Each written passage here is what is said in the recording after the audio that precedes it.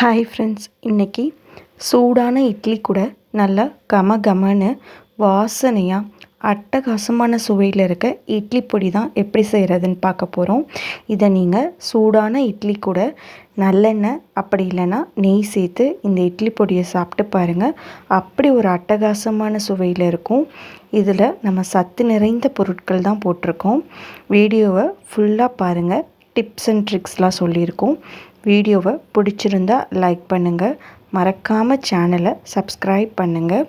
கண்டிப்பாக இந்த இட்லி பொடியை ட்ரை பண்ணி பாருங்கள். சுவை அட்டகாசமாக இருக்கும். இப்போ வாங்க எப்படி செய்கிறதுன்னு வீடியோக்குள்ளே போய் பார்க்கலாம்.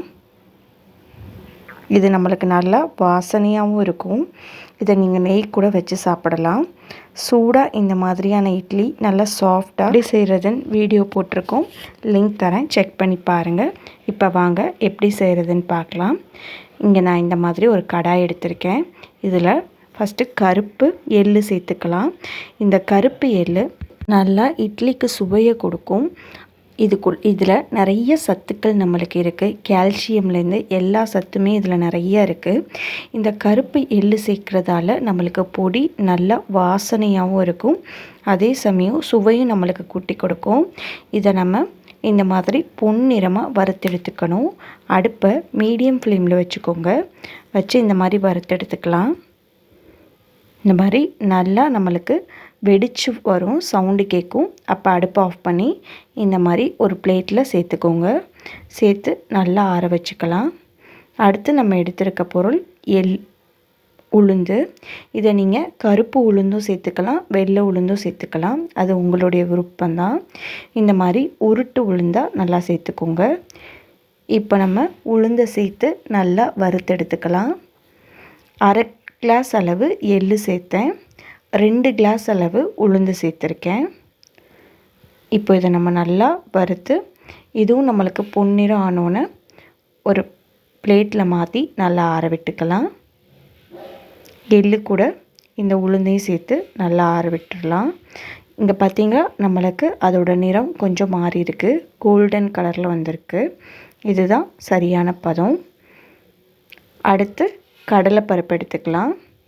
1 கிளாஸ் அளவு கடலைப்பருப்பு, காரத்திற்கேற்ப காஞ்ச மிளகாய், 5 பூண்டு. இப்போ நம்ம கடலைப்பருப்பை சேர்த்து நல்லா வறுத்தெடுத்துக்கலாம்.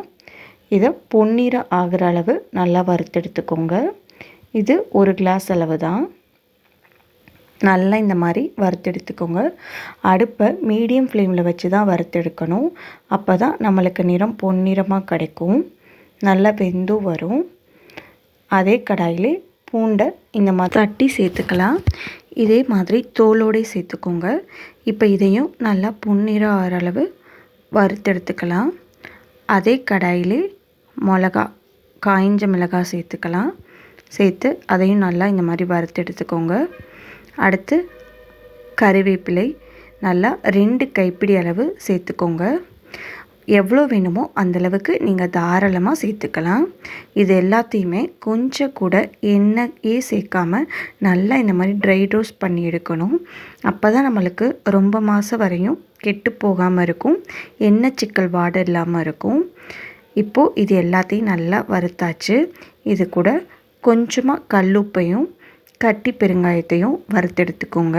ஈரப்பதம் இல்லாமல் கட்டி பெருங்காயம் சேர்த்தா நல்ல வாசனையாக இருக்கும். எல்லாத்தையும் நல்லா அரைச்சி எடுத்துக்க வேண்டியதான். நல்லா இந்த மாதிரி பவுடராக அரைச்சி எடுத்துக்கிட்டாச்சு.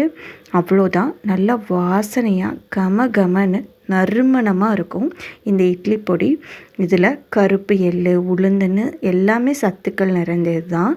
இதை நீங்கள் சூடான இட்லி கூட நல்லெண்ணெய் ஊற்றி நெய் போட்டு சாப்பிட்டிங்கன்னா சும்மா அட்டகாசமாக இருக்கும். கண்டிப்பாக இதை செஞ்சு பாருங்கள். நீங்கள் இதை செஞ்சு வச்சு 6 மாதம் வரையும் ஸ்டோர் பண்ணி சாப்பிட்லாம். செஞ்சு பார்த்துட்டு எப்படி இருக்குன்னு மறக்காமல் உங்களுடைய ஃபீட்பேக்கை சொல்லுங்கள். நம்ம வீடியோ பிடிச்சிருந்தா லைக் பண்ணுங்கள். மறக்காமல் நம்ம சேனலை சப்ஸ்கிரைப் பண்ணுங்கள். உங்களுக்கு எந்த மாதிரி வீடியோஸ் வேணும்னு கமெண்ட்டில் சொல்லுங்கள்.